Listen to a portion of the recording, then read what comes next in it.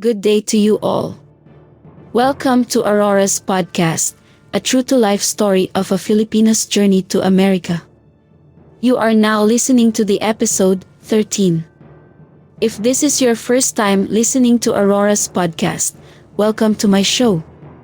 If you want to listen from the very beginning of the story, please check them down below at the video description. As always, hit that like button and subscribe if you haven't already. So without wasting any more of your time, let's get this episode 13 rolling.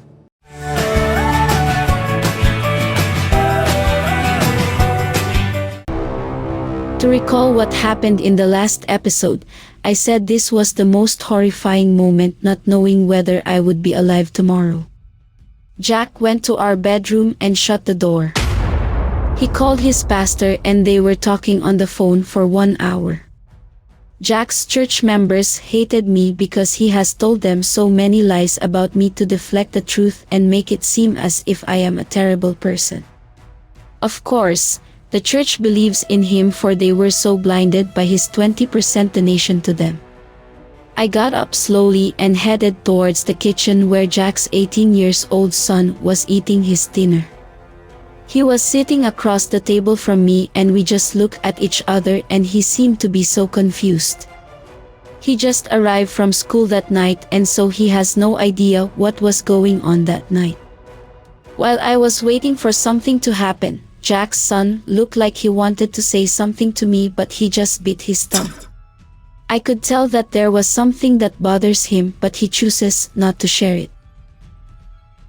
Finally, Jack came out of our room and tried to hand me the phone. I ignored him and he goes, "Yes, Pastor, this is Jack. I would like you to speak to my wife right now."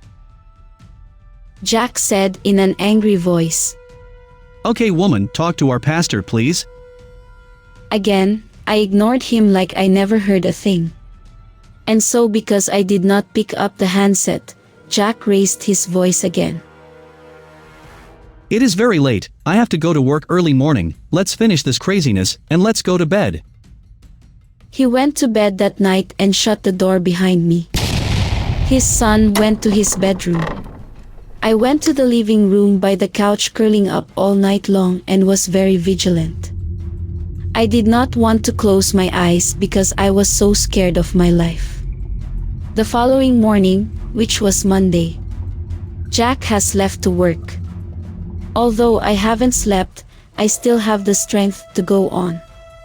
This time I was thinking that I really got to get some help. I contacted my cousin and told her of my terrible situation. I begged her if I could stay with her for a while until I am on my own. I asked her to buy me a ticket because I needed to get away from Jack. My cousin agreed and quickly purchased me an emergency ticket. I directed my cousin to drop the ticket at my other elderly Filipina friend's address. I have arranged for a friend to drop me off at the airport by Saturday because Jack will be gone to work that day. After 3 days, my air ticket had arrived via DHL. I went to pick it up during the day while Jack was at work. Well, everything was set. Now I only have 2 days left to leave Jack. I have asked my friends to not speak to anyone about my plan. Thursday came, Jack took me to the church to chit-chat with his pastor. I had a feelings that someone had already told Jack. I didn't really know what was his scheme to have his pastor speak to me. We arrive at the church and the pastor begins to interrogate me. I didn't say much because I know this will lead to nothing. No matter what I would say, they won't believe me anyway. Since the church was on Jack's side due to his generosity. Friday came, 1 more day left for my departure. Jack went off to go for deer hunting alone. I didn't pack anything because I didn't want Jack to figure it out that I was leaving him. My plan was to take off with nothing but my plane ticket, passport, birth certificate and my immigration documents. I gathered all of my documents and put it all in my purse along with my $400 cash in hand. just in case if Jack would audit me that night. I separated the air ticket underneath the shoe rack inside the closet. Just like any normal day, I was cleaning the house and made some dinner.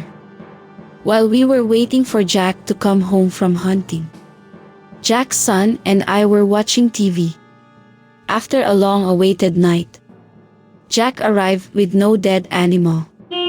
It felt so good each time Jack went on hunting and come home with nothing. He sat down right away by the kitchen table and was very suspicious of me. Of course, I just acted normal and prepared the table for dinner. Jack requested that he wants to see my purse. I questioned him why. He insisted to bring it to him, and so I did. Jack confiscated my immigration documents, passport, my birth certificate, driver license, social security card, and my last money in the amount of $400. He told me that he knows what I am up to. He said that he knew I was leaving him and that he wouldn't let it happen. Jack told me that he wouldn't let me become rich someday. I questioned Jack, how am I going to get rich when I barely make anything? Jack pointed his finger on me, telling me that I came to America with nothing, and that he clothes me, shelter me, feed me, and that I owe him my life. I said, Jack, you are very wrong. I was clothed when you met me. I had a shelter, though it was tiny house, but I was happy and contented. Yes, I was poor, but I had a job and was able to feed myself. So shut up your lying mouth. I told you before and begged you so many times to send me home, but you won't do it. Why would you do it now after 31 months? Why? Jack was speechless, but I could tell that he was so furious. He was not done. He then pulled the home phone landline from the wall, cutting the wire into bits and pieces. He dismantled the phone from the wall like no one could ever put it back together again. You see how crazy Jack was. He must have been so terrified if I could get a hold of those two things. You see, if I could call 911, he would have hit the jail right then.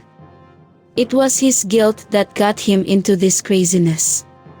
Remember, Jack got my identification along with my immigration stuff. When Jack finished dismantling the phone, he then directed his 18-year-old son to hold me down. He goes, Son, hold her down. Make sure that she can't run away from us. I have no idea if Jack's son would do it. But I was wondering, why would he want his son to hold me down? Are they going to tie me down and maybe strangle me or me right there and then? I was horrified beyond belief. I know that I needed to get away somehow. But if two people will hold me down and do whatever, what strength do I have to fight them too? They're both male, tall, strong. The father must be 250 pounds and the son must be around 160 pounds, and I was only 83 pounds then. I looked at Jack's son's body language to see if he was going to do what his dad demanded of him. Just like me, he was frozen and didn't move. He just sat in the chair and was horrified by the situation. You think you can just walk away from me? You think you outsmart me? Jack said. Jack demanded his son again to hold me down. I was frozen to hear Jack's requisition. I was hoping that Jack's son would not listen to him. I wrapped my arms around me and did not want to witness what they are going to do with me.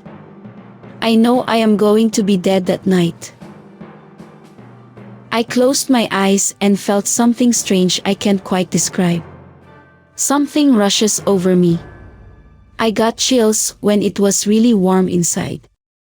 I wanted to scream, but I can't seem to open my mouth. I wanted to cry, but my tears had gone dry because I had been crying all week long. I said to myself quietly that there should be God out there listening. If He really does exist in this world, I challenged Him to show me some miracles. Everything went blank for an hour. The 1 hour quiet event was the miracle that God showed me. Obviously, Jack's son was also numbed by the whole event and did not act on to what his dad wanted him to do. He was tired himself from school and came home to deal with his abusive father Jack, who had been screaming at me. Jack had said so many things already that don't make sense anymore. That is all for the day. Next up, Jack's son confided in me that his dad got locked up in the past because he was trying to hurt his mother multiple times. Thank you for listening to Aurora's podcast, A Filipina's Journey to America. Please support my channel by liking and subscribing. Thank you so much. See you then. Bye bye.